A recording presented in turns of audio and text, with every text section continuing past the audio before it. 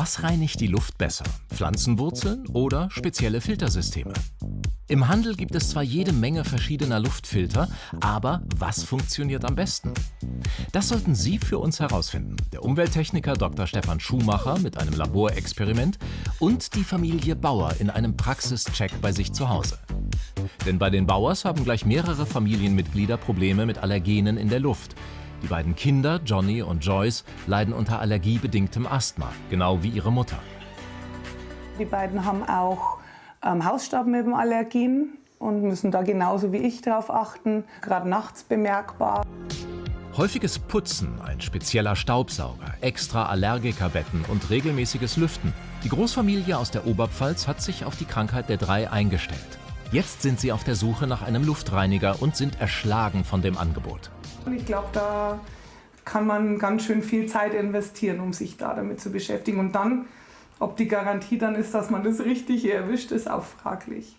Zusammen mit Wieso probiert Familie Bauer 2 Wochen lang verschiedene Systeme aus.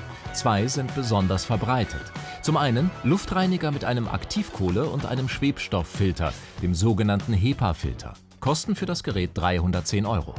Zum anderen Luftreiniger mit HEPA- und Aktivkohlefilter, ergänzt durch einen Ionisator. Kostenpunkt 43 €. Die dritte Variante ist keine Technologie, sondern ein spezielles Pflanzsystem. Die Idee dahinter stammt aus einer NASA-Studie. Danach können die Wurzeln bestimmter Pflanzen Schadstoffe aus der Luft filtern. Für eine gute Filterwirkung müssen die Wurzeln aber an die Luft kommen. Und das soll dieses spezielle Pflanzgefäß bewirken. Gesamtpreis für Gefäß, Pflanzen und Substrat 164 €. Der erste Luftreiniger informiert in Echtzeit über eine Anzeige und ein Farbsignal über die aktuelle Luftqualität. Blau heißt gut, blau-violett fair, rot-violett ungesund und rot sehr ungesund. Da dieser Reiniger auf die Familie den hochwertigsten Eindruck macht und Tanja Bauer am stärksten betroffen ist, kommt er ins Elternschlafzimmer. Das zweite Gerät ist deutlich kleiner, nach Angaben des Herstellers aber nicht weniger effektiv. 99,97% der Partikel soll es aus der Luft entfernen können. Klein, ja, ist schon ein bisschen futzelig. Das kleine Gerät passt am besten in Johnnys Zimmer. System Nummer 3 funktioniert ganz ohne Strom und kann laut Hersteller die Leistungsfähigkeit von Zimmerpflanzen steigern. Dies funktioniere aber nur, wenn Luft an die Pflanzenwurzel gelangt. Spezielle Öffnungen am Gefäß sorgen daher für die nötige Belüftung. Die Bauers füllen den Topf mit einem Mineralsubstrat, setzen die Pflanzen ein und bewässern sie. Na dann, der starke Bruder. Oh Gott! Das ist ja ein bisschen bearbeitungsbedürftig. Die dekorativen Pflanzen kommen ins Mädchenzimmer zu Joyce. In den kommenden 14 Tagen wird die Familie ganz genau in sich hineinhören und prüfen, ob sich ihre Symptomatik bessert. Welche Luftreiniger funktionieren, damit beschäftigen sich auch Wissenschaftler wie Dr. Stefan Schumacher. Er ist Aerosolforscher im Institut für Energie- und Umwelttechnik in Duisburg. Ein zentraler Begriff beim Thema Luftreinhaltung ist die Clean Air Delivery Rate, kurz CADR. Die gibt an, wie viel Kubikmeter an gereinigter Luft ein Gerät in einer Stunde zur Verfügung stellt. Ideal sind Werte zwischen 200 und 400 Kubikmeter pro Stunde. Der erste Luftreiniger im Labortest arbeitet mit einem kombinierten HEPA- und Aktivkohlefilter. Die meisten Geräte sind so ausgestattet. Man deckt größere Bereiche an Schadstoffen ab. Man muss nämlich immer unterscheiden zwischen partikelförmigen Schadstoffen und gasförmigen Schadstoffen. Da braucht man einfach verschiedene Filtertypen für. Getestet wird mit Zigarettenrauch. Zigarettenrauch ist eben gut geeignet, um sehr schnell viele ultrafeine Partikel zu generieren, die dann auch wieder repräsentativ sein können für andere Allergene. Für die Messung leiten die Wissenschaftler den Qualm in einen 30 Kubikmeter großen Raum. Sie läuft eine halbe Stunde. 20 Minuten dauert es, bis der Luftreiniger von knallrot auf tiefblau geschaltet hat. Nach 30 Minuten ist das Ergebnis auch auf dem Bildschirm sichtbar. Ich schätze das als ein absolut plausibles Ergebnis ein für einen Raumluftreiniger diesen Typs und dieser Größe. Das bestätigt auch der CADR-Wert. 332 Kubikmeter pro Stunde errechnen die Wissenschaftler. Die Herstellerangabe lautete 333 Kubikmeter pro Stunde.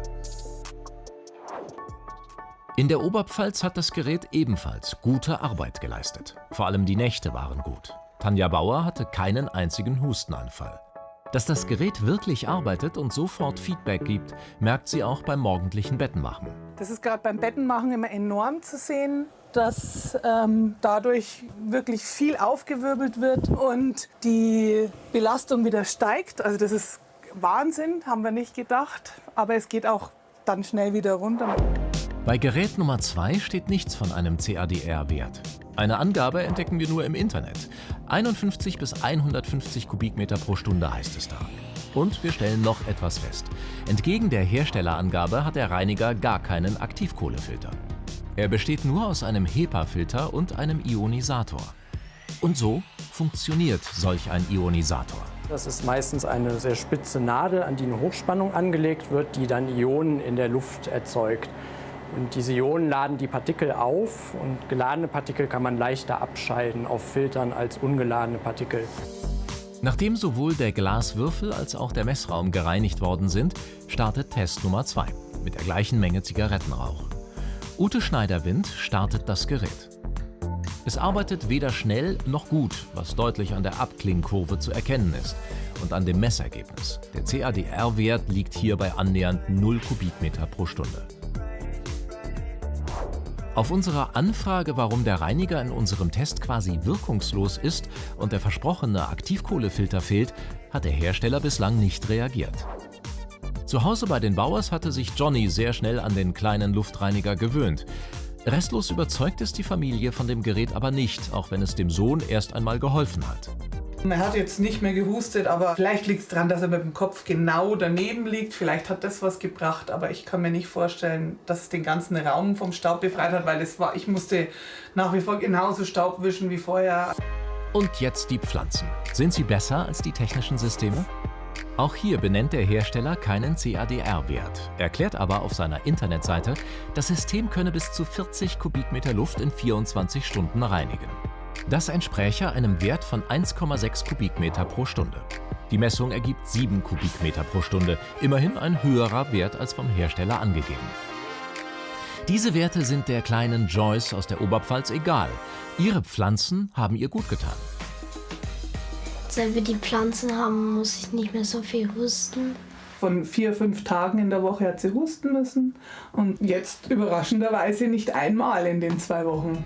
Für die Bauers ist in jedem Fall klar, diese 2 Luftreiniger kommen für sie auch in Zukunft in Frage, damit klimatisch nie wieder dicke Luft bei ihnen herrscht.